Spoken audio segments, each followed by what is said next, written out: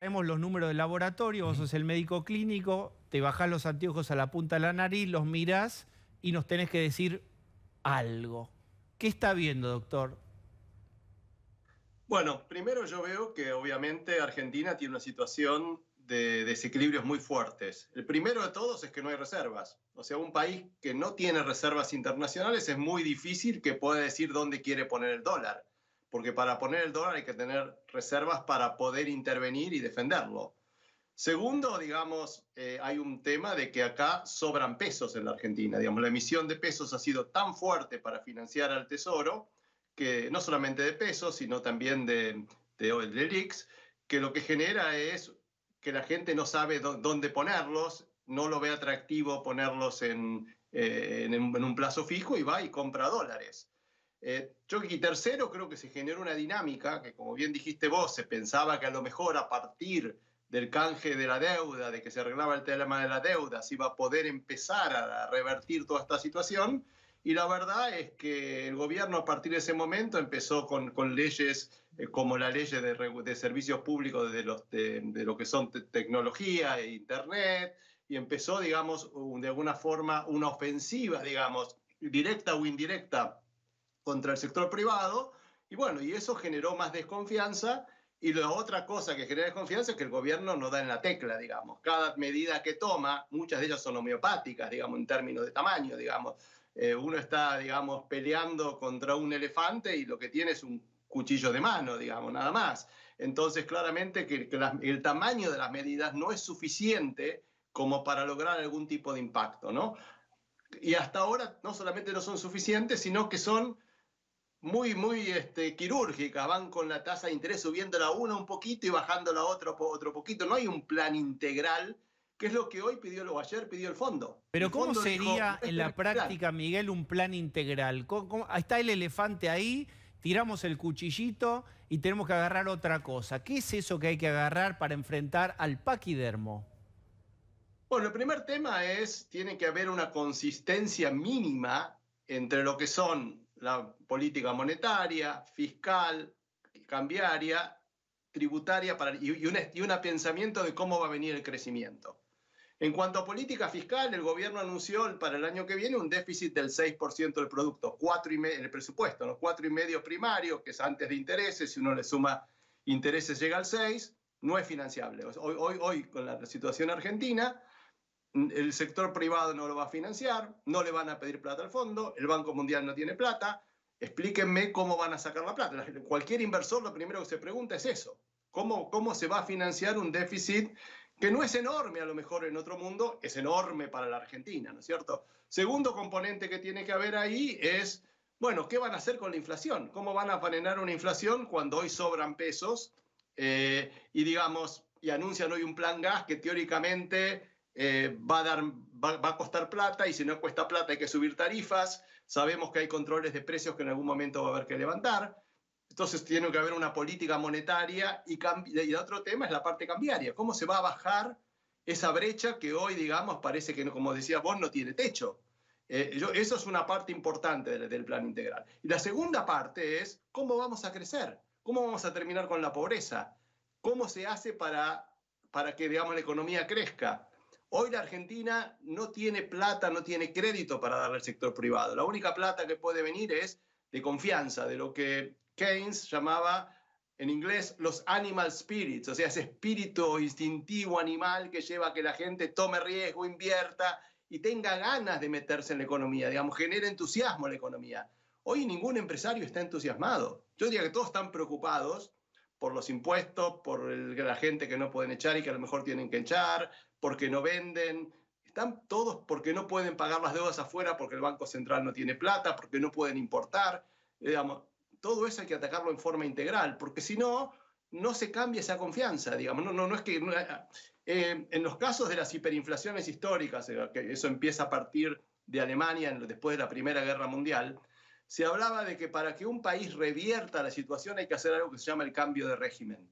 Hay que de alguna forma mostrar que esta economía va a crecer y que algo cambió en forma esencial respecto del pasado. ¿Y qué es lo que tiene que cambiar acá? Y acá tiene que cambiar que confían en el sector privado, que van a bajar impuestos, que se va a hacer una política cambiaria como para que Argentina recupere reservas, y que de alguna forma eso tiene el consenso de una parte importante del arco político, del empresariado y de los sectores de los trabajadores, incluso de toda la parte social, ¿no? O sea, de las organizaciones sociales. Yo creo que hace falta una especie de acuerdo entre todos para revertir esta situación, con remedios homeopáticos, espasmódicos, y sin un consenso político, no creo que esto se dé vuelta. Bien, Miguel, vos acabás de dar una receta que yo no sé si es del gusto del chef y de la chef que integran el Frente de Todos. Si efectivamente, como uno sospecharía, este plan integral con estas características, con esta condición de acuerdo, con baja de impuestos, etcétera, no sucede, esto prolongado en el tiempo, ¿qué trae? Y bueno, lo que trae es primero más pobreza, o sea, ese 41% de pobreza va a subir, lamentablemente, porque lo que va a pasar es que no hay dólares, si cierran las importaciones van a empezar a faltar productos, van a subir los precios y la pobreza va a subir. Ese es el segundo tema, no va a haber crecimiento, porque sin crecimiento la pobreza no se baja. O sea, primero va a subir y no la vamos a poder bajar así como no estamos pudiendo subir las reservas. O sea, y yo creo que vamos a un círculo vicioso del cual va a ser las cosas que nos vamos a ir empantanando más. O sea, es como que estás en el pozo y en vez de ver cómo salís, seguís cavando para abajo. Realmente yo estoy preocupado, creo que no soy el único, creo que gran parte de los economistas, colegas míos con los que yo hablo y mucho, con empresarios, estamos todos preocupados. ¿Por qué? Porque vemos que no le encuentran la vuelta y que cada día estamos un poquito peor, digamos. Esa es la gran preocupación que creo que compartimos muchos. O sea, yo lo escucho en tu programa todo el tiempo. Colegas míos que van y dicen más o menos lo mismo. A ver, Marce. ¿Qué tal, Miguel? Buenas noches.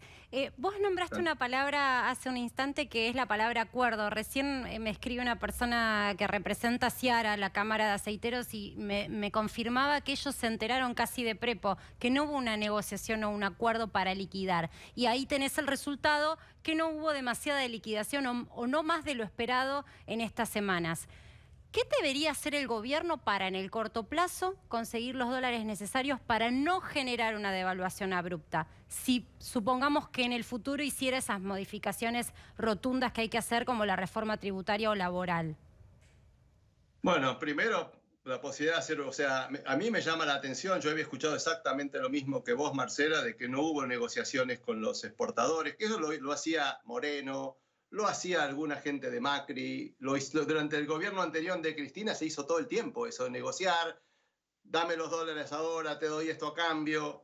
Es parte de gobernar. Acá es un gobierno que no dialoga, que piensa que toma una medida y con eso va a haber una respuesta, ¿no? Yo tenía, Miguel, también de los aceiteros, que había una hoja de ruta, que se iban a partir del 14 iba a haber una mesa para lo agroindustrial y que iban a haber medidas para un poco estimular también el crecimiento de ese sector y la exportación. Y en ese momento incluso les digo, concretamente estaban muy interesados e ilusionados desde ese sector. No entiendo esta versión de que ahora no fueron consultados o que no estaban de acuerdo. Cuando lanzaron las medidas. O sea, eso fue hace 15 días. Sí. Lo que pasa que es lo que hablábamos con Pablo recién, y lo participo a Miguel para discutirlo y charlarlo. ¿Al gobierno le conviene lanzar medidas sin antes tener esa negociación o debería haber convocado esa mesa que vos haces referencia, que estaba convocada para el 14 de octubre, y después de la negociación lanzar la medida para demostrar que hubo efectividad? Eso es lo lógico, lo que debería haber sucedido. No sucedió así, evidentemente. ¿Y cómo anunciás un acuerdo? Generalmente los gobiernos Miguel, ¿cómo haces eso. un acuerdo? Con el campo para que liquiden, las aceiteras que liquiden, las cerealeras que liquiden y no le avisan a ninguno antes. aquí empecé, insisto con esto, y digamos, los aceiteros, o por lo menos una voz muy fuerte de los aceiteros, estaba de acuerdo con esto y dijo que había tenido una muy buena reunión con el gobierno y que iban a seguir una hoja de ruta. ¿Qué pasó? La gente de la mesa de enlace dijo que le avisaron esa misma mañana. La mesa de enlace claramente que no, pero los aceiteros son en el ecosistema la gente otros de Colinagro actores. Tampoco, los pequeños productores tampoco, no pudieron ni llegar a la presentación. Bueno, algo pasó de cortocircuito porque esos dólares no llegaron, ¿no, Miguel? No llegaron, exactamente, Diego, no llegaron. Y yo creo que los acuerdos que se hacían antes no es solamente decir, bueno, esta es la medida que necesito, sino yo te doy esto, vos qué me vas a dar. No hubo un toma y daca acá. Acá hubo un anuncio que algún aceitero, que sabemos probablemente quién es, le pareció bien, pero no hubo cuántos dólares van a poner a cambio de que yo les baje las restricciones. No lo escuché eso. Bien, Miguel, ¿tenés algún dato del tanque de nafta? Es decir, las reservas en cuánto están. Están magras, te digo. O sea, lo que estamos calculando son reservas líquidas, o sea, las verdaderas, las que podés usar, de unos $1.000 millones. Qué sé yo, se puede vender un poco de oro y se pueden hacer algunas cosas así, llegar a 2.000. ¿Cuántos litros de nafta son? Para tener una escala, ¿cuántos litros de nafta son $1.000 millones? Es casi un 16avo de tanque de nafta, si querés, más o menos, para la Argentina. Si vos tomás en cuenta importaciones, lo que necesitas para turismo, lo que necesitas para pagar deudas. Si Argentina necesita, para funcionar bien, entre 30 y 50 mil millones de dólares de reservas. Hoy ese número es más o menos 8. Eso es para darte una idea de cuán lejos estamos de donde quisiéramos estar. A ver, Pablo. A ver, hago una pregunta para entender, ¿no? Porque este gobierno dice, el mercado no me responde, y el dólar se está yendo para arriba, va a seguir yéndose para arriba. Y hoy llamativamente Macri dice que él gobernó hasta el 11 de agosto del año pasado, hasta un día antes de las PASO, porque después del resultado de las PASO, el mercado ya leyó que ganaba Cristina y él no gobernó hasta diciembre. Digo, ¿qué es el mercado? ¿Dónde funciona? ¿Dónde está ese fantasma que asusta a los chicos? El señor mercado. Bueno, es abstracto. El señor mercado son un montón de inversores, algunos no somos nosotros que vamos y compramos y vendemos dólares, que vamos tomando decisiones y vamos moviendo la plata de un lado para el otro. Obviamente que en el caso de Macri, muchos de esos inversores eran del exterior. O sea que eran inversores de afuera que habían comprado bonos argentinos, que habían comprado bonos en pesos, bonos en dólares. De hecho, compraron muchos bonos en pesos. Perdieron muchísima plata, ¿no? Pero compraron muchos bonos en pesos. Y básicamente gente que entra y sale de Argentina, invierte en Brasil, invierte en Turquía, invertían en Grecia, en Rusia, en todos los lugares del mundo, pues son inversores globales.